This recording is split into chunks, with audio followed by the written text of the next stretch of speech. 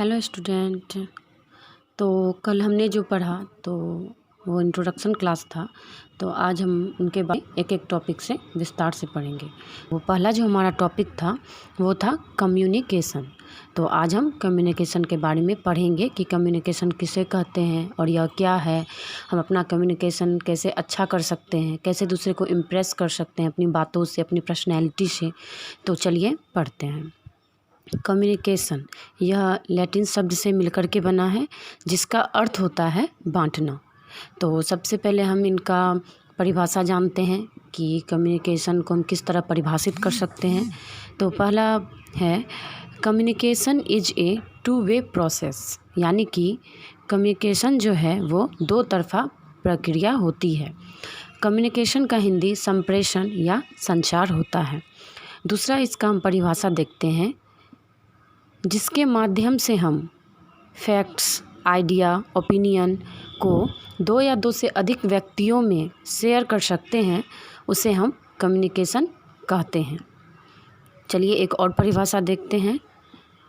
एक व्यक्ति द्वारा दूसरे व्यक्ति को सूचना एवं समझ भेजने की प्रक्रिया कम्युनिकेशन कहलाती है। तो इसका अर्थ यही निकलता है, हम जो एक दूसरे से बात करते हैं, एक दूसरे से कम्युनिकेट करते हैं, तो कैसे करते हैं और हमें कैसे करना चाहिए।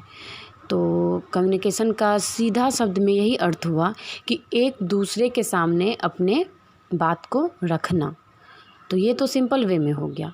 फिर अगर हम आगे बढ़ते हैं तो ये देखते हैं कि हम अपना कम्युनिकेशन स्किल्स को कैसे इफ़ेक्टिव बना सकते हैं। अगर हम किसी से कोई बात कर रहे हैं तो वो हमारे बात पे कंसंट्रेट करे, हमें ध्यान से सुने, हमारे बातों को समझे। तो इसके लिए हम ऐसा कौन सा ट्रिक अपना सकते हैं कि जिससे हम इफ़ेक्टिव कम्युनिकेटर बन सकें। तो चलिए इसके बारे में हम कुछ टिप्स बताते हैं।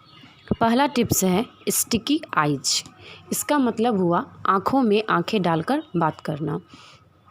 जैसा कि हम जानते हैं, अगर कोई व्यक्ति हमें कुछ बता रहा है और हम उसकी आंखों में नहीं बल्कि इधर उधर देख रहे हैं, तो वो समझ रहा है कि मेरे बातों को ये ध्यान से नहीं सुन रहा। या हमारे साथ जब ऐसा होता है कि हम किसी को कुछ बताते हैं और वो अपनी निगाहें हमारे साथ नहीं, हमारे सामने नहीं, इधर उधर देखता है, तो इससे हम समझ जाते हैं कि वो हमारा बात ध्यान से नहीं सुन रहा।